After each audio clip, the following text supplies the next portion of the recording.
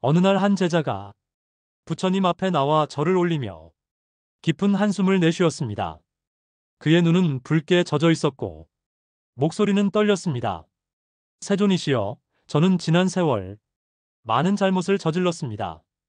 탐욕 때문에 이익만 쫓았고 분노 때문에 가까운 이들을 상처 주었으며 어리석음 때문에 바른 길을 보지 못했습니다. 그 잘못들이 지금 저를 괴롭히고 있습니다. 몸은 병들고 마음은 불안하며 심지어 제 자식들까지 제 업의 그림자 속에서 힘들어하는 것 같습니다. 저는 두렵습니다. 저 때문에 아이들이 고통을 받는다면 그보다 큰 죄가 어디 있겠습니까? 세존이시여, 이 무거운 업장을 어떻게 소멸할 수 있겠습니까? 부처님께서 제자의 눈물을 바라보며 고요히 말씀하셨습니다. 그대여, 괴로움을 피하려는 마음은 누구에게나 있느니라. 그러나 괴로움은 단지 외부에서 오는 것이 아니라 그대가 지어온 업에서 비롯된 것이다. 업이란 눈에 보이지 않는 그림자와 같아서 그대가 어디로 가든 따라다니며 때로는 그대 자식의 삶에도 드리워지느니라. 그러나 걱정하지 말라. 업은 돌처럼 영원히 굳어 있는 것이 아니며 지혜와 자비로 녹아 사라질 수 있다. 이것이 바로 업장 소멸의 길이니라.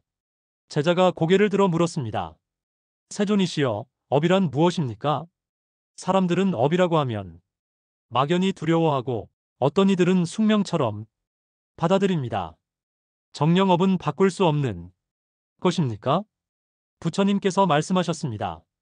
그대여, 업이란 행위를 말하느니라. 몸으로 하는 짓, 입으로 내뱉는 말, 마음으로 일으키는 생각이 모두 업이다. 그대가 오늘 한 생각은 내일의 인연이 되고 그대가 내뱉은 한마디 말은 머지않아 과보가 되어 돌아온다. 이것이 바로 인과의 법칙이다. 업은 씨앗과 같아서 선한 씨앗을 뿌리면 복락의 열매를 거두고 악한 씨앗을 뿌리면 괴로움의 열매를 거두게 된다. 그러나 모든 씨앗이 반드시 열매를 맺는 것은 아니다. 햇빛과 비와 흙이 있어야 싹이 트듯 업도 인연을 만나야 과보를 맺는다. 수행자는 지혜와 자비로 그 인연을 끊거나 바꿀 수 있다. 그러므로 업은 고정된 운명이 아니며 지금 이 자리에서 소멸할 수 있는 것이니라. 제자가 다시 말했습니다. 세존이시여, 제 업이 제 자식에게까지 이어진다. 들었습니다. 정녕 그렇습니까? 저는 그 말이 너무 두렵습니다. 부처님은 고개를 끄덕이며 말씀하셨습니다. 그대여, 부모가 지은 업은 눈에 보이지 않는 습이 되어 자식에게 전해진다. 부모가 늘 분노 속에 살면 아이도 두려움 속에서 자라고 부모가 탐욕 속에 살면 아이도 욕심을 배우게 된다. 그러나 두려워 말라. 부모가 오늘 참회하고 수행하고 선행을 쌓으면 그 업은 자식에게 닿지 않고 복으로 바뀌어 전해지느니라. 그러므로 업장 소멸은 곧 그대 자신을 위한 길이며 자식을 위한 길이니라. 제자가 다시 여쭈었습니다. 세존이시여, 저는 많은 잘못을 후회하고 있습니다. 그것이 참회입니까? 부처님은 말씀하셨습니다. 참회란 단순한 후회가 아니니라. 참회는 깨달음과 서원이 함께해야 한다. 그대가 잘못을 깨닫는 것은 첫걸음이지만 다시는 반복하지 않겠다는 서원이 있어야 참회라 할 수 있다. 후회만 하고 같은 잘못을 되풀이한다면 그것은 참회가 아니라 습관일 뿐이다. 진실한 참회는 업을 녹인다. 참회의 눈물이 흐르면 업의 절반은 이미 씻겨 사라지느니라. 제자가 다시 물었습니다. 세존이시여, 그렇다면 남은 업은 어떻게 합니까? 부처님께서 말씀하셨습니다. 그대여, 나머지 업은 수행과 선행으로 녹여야 하느니라. 염불은 불길 같은 업을 잔잔히 가라앉히고 명상은 마음의 흐름을 고요히 하여 업이 더 자라지 못하게 한다. 계율을 지키는 삶은 업의 뿌리를 끊고 자비를 닦는 마음은 업의 어둠을 빛으로 바꾼다. 부처님은 다시 말씀하셨습니다. 그대여, 선행은 업을 덮는 힘이 있다. 작은 등불 하나가 큰 어둠을 몰아내듯 작은 선행 하나가 큰 악업을 덮어버린다. 그대가 이웃을 돕고 가난한 이를 살피며 부드러운 말을 건넬 때 그 선행은 빛이 되어 과거의 그림자를 지운다. 이것이 바로 업장 소멸이 세 가지 길, 참회와 수행과 선행이니라. 제자가 한숨을 내쉬며 말했습니다. 세존이시여, 저는 분노를 다스리기 어렵습니다. 작은 말에도 쉽게 흔들립니다. 그 순간 저는 어떻게 해야 합니까? 부처님은 말씀하셨습니다. 그대여, 불길이 일어날 때 억지로 막으려 하지 말고 먼저 알아차려라. 지금 내 마음에 분노가 일어나고 있구나 하고 바라보아라. 분노를 억누르면 더 거세지고 쫓아내려 하면 더 힘을 얻는다. 그러나 있는 그대로 관찰하면 분노는 그대를 태우지 못하고 흘러가 버리느니라. 부처님은 거울을 가리키며 제자에게 말씀하셨습니다. 그대여, 거울에 비친 얼굴이 일그러져 보인다고 해서 거울을 탓할 수는 없느니라. 얼굴을 고치면 거울의 모습도 함께 바뀌는 것이다. 세상도 이와 같다. 그대의 마음이 탁하면 세상도 탁해 보이고 그대의 마음이 맑으면 세상도 맑아 보이느니라. 업장을 소멸한다는 것은 거울을 닦는 일과 같아 먼지를 닦아내면 본래의 빛나는 모습이 드러난다. 부처님은 연못을 가리키며 다시 말씀하셨습니다.